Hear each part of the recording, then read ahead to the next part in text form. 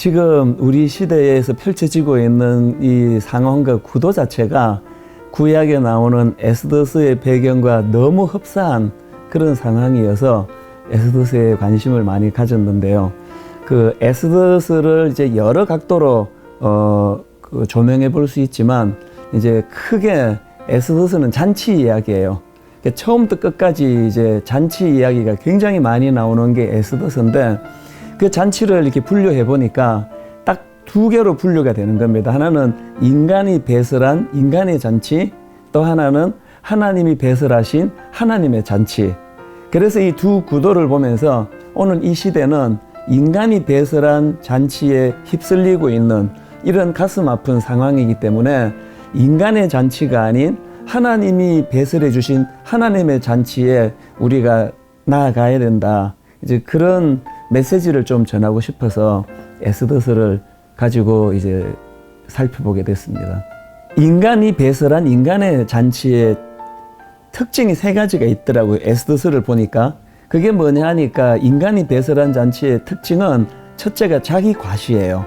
내가 얼마나 권력이 있고 물질이 내가 많고 이거를 이제 과시하기 위한 특징이 있고, 또 하나가 허영, 과소비하고 자기 갖고 있는 그 물질이나 이런 걸 이용해서 내가 얼마나 대단한 사람인가를 드러내기 위해서 이제 필연적으로 인간이 배설한 잔치의 특징은 허영인데, 중요한 건 세 번째 특징이에요.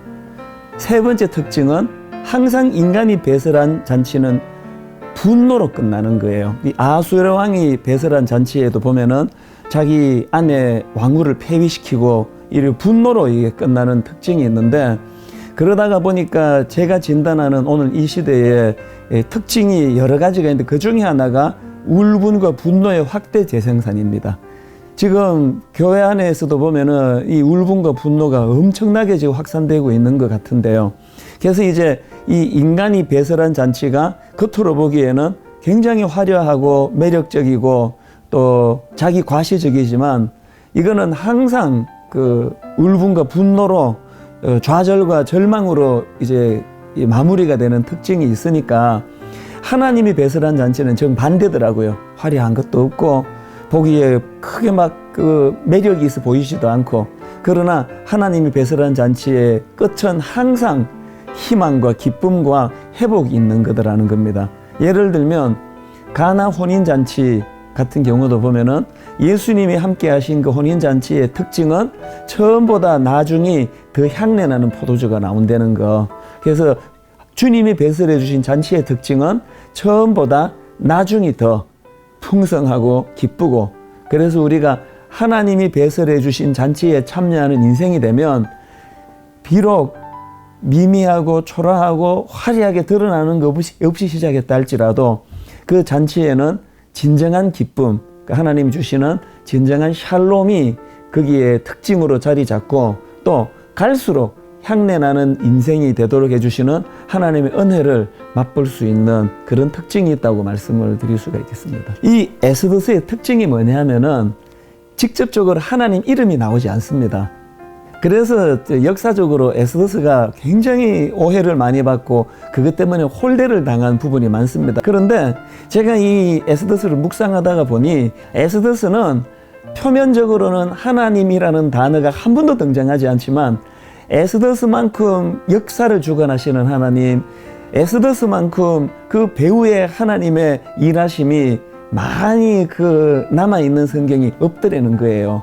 그래서 제가 이 에스더스를 묵상하면서 받았던 은혜가 뭐냐면, 우리가 그냥 맨날 입으로 주여 주여 하나님 하나님 외쳐서 은혜가 아니고 내 삶 속에 보이지 않는 하나님이 어떻게 일하시고 역사하시고 하나님이 어떻게 내 인생에 또 우리 교회에 또 이 나라의 오늘 역사의 주인 되시는가를 깨닫고 맛보게 하는 성경이 에스더스더라고요. 그래서 제가 이거를 준비하면서 위로도 많이 받고 용기도 생기고 또 은혜도 많이 받았던 그런 기억이 있습니다. 제가 요즘에 이 희망의 전달자라는 이 표현을 참 좋아하는데요. 왜냐하니까 너무나 여기저기서 지금 이 희망을 잃어가고 낙심하고 상한 분들이 많기 때문에 이제 우리가 어떻게 해서든지 간에 이 희망의 전달자가 돼야 되는데, 그런 관점으로 제가 성경을 보니까 이제 에스더스에 나오는 모르드게나 에스더도 마찬가지고 또 요셉도 마찬가지고 모세도 마찬가지고 바울도 마찬가지고 성경에 나오는 모든 그 희망을 전달하던 그 인물들에게 특징이 있다면 상처가 없다는 거예요. 그 요셉 같은 경우도 우리 같으면은 뭐 그 상황에 형제들에게 인신매매 당해서 팔려가고 구덩이에서 살해 위협을 당하고 상처 구덩이를 헤맬 것 같은데 상처가 없더라고요. 그래서 제가 깨달은 게 이 시대에 우리가 희망의 전달자가 되기 위해서는 이의야를 막론하고 내가 상처받지 않으려고 발부둥을 쳐야 되는 사명이 우리에게 지워져 있다. 그래서 어떻게 해서든 내가 상처받지 않으려고 이제 애를 써야 되는데 이제 제가 이제 목회자로서 또 많은 성도들에게 희망의 전달자가 이제 되기 위해서 저는 안간힘을 쓰는 게 제 안에 울분이 자리 잡지 않도록 하는 것. 이것이 저에게 굉장히 중요한 사명이라고 생각하고 제가 마음에 이 울분이 축적되지 않도록 그렇게 새벽마다 하나님께 그렇게 기도하고 있습니다.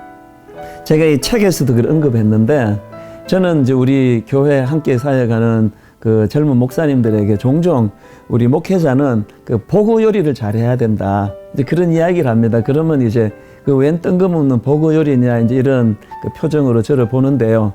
이게 뭐냐 하면 이 영적인 보고 요리인데 제가 어릴 때 그 신문에 그 보고를 잘못 먹고 독이 올라서 그 사망했다. 이런 기사가 하여튼 꼭 그 1년에 한 서너 건씩은 제가 본 것 같아요.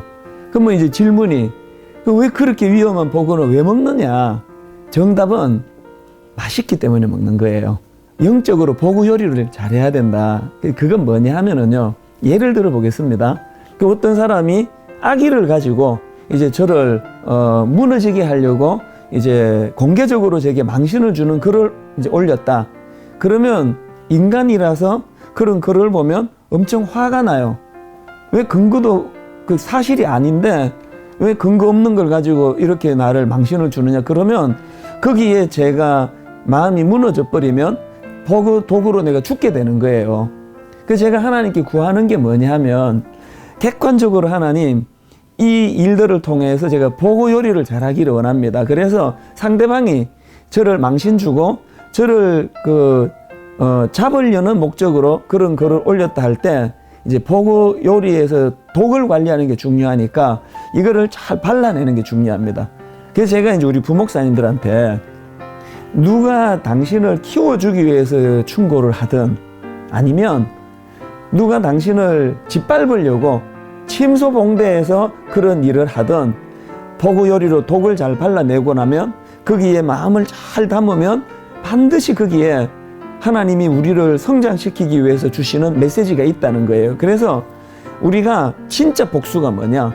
진짜 복수는 저 사람은 나 망하게 하려고 그래서 아주 비참한 자리에 빠지려고 그렇게 할 때 진정한 복수는 그 글로 하나님 앞에 우리가 더 성숙해지는 거, 더 성장해지는 거, 이게 나는 진정한 복수라고 생각한다. 그래서 그 상대방을 상대하지 말고 그런 어떤 상하기 쉬운 그 글 속에서 혹은 말 속에서 내가 얻을 수 있는 교훈, 내가 하나님 닮아가기 위한 성숙을 위해서 내가 어떻게 그거를 메시지를 받느냐가 중요하다. 이게 제가 그 말씀드리는 보고 요리예요. 저희의 비장함이에요. 이제 이 시대에 제가 목사로 살아가면서 많은 사람들에게 주일마다 설교를 하고 이래 살아라 저래 살아라 그렇게 외쳐갖고는 이게 아무런 능력이 안 나타나는 거예요. 그래서 제가 제 사무실 책상에 나는 날마다 죽노라 저걸 이제 붙여놓고 들어가면서 보고 나가면서 보는 이유가 뭐냐 하면 이제 오늘 우리 시대에 정말 희망의 전달자가 되기 위해서는 예수님이 그렇게 하셨고 바울이 그렇게 하셨고 에스더가 그렇게 하셨던 것처럼 손해보지 않고는 내가 희생하지 않고는 입으로는 이게 안 된다는 거예요. 그래서 이제 제가 죽으면 죽으리다라는 이 책 제목을 이렇게 들여다보면서 그러면 내가 분당 우리교회 담임 목사의 이 자리에서 내가 그러면 무슨 손해를 내가 감수해야 되는가? 내가 그 희생해야 되고 손해봐야 되는 그 뭐가 있을까? 뭘 내가 내려놔야 되는가? 이런 고민을 이제 많이 하고 있거든요. 저희가 지금 이제 1만 성도 파송 운동이라는 거를 하고 있는데, 저희는 매주일 예배에 영상으로 성도들이 심기가 불편한 광고를 하거든요. 우리 교회는 기존 성도 안 받습니다. 그러니까 여러분들이 더 필요로 하는 교회로 가십시오. 이렇게 이제 광고를 하면 그것 때문에 마음이 많이 힘들어 하세요. 그럼 제가 성도들에게 이렇게 희생을 강요하면서, 그러면 너는 어떤 희생을 준비하고 있느냐? 이 질문 앞에 제가 지금 봉착해 있는 거예요. 매주마다 성도들에게 희생을 강요하면서, 그럼 너는 무슨 희생을 지금 감수하고 있느냐, 준비하고 있느냐? 그렇게 했을 때 제가 이 책 제목을 들여다보면서 죽으면 죽으리이다, 아니면 제 사무실 벽에 있는 나는 날마다 죽노라라는 저것을 가지고 하나님 앞에 제가 씨름해야 될 제목이라고 저는 생각합니다.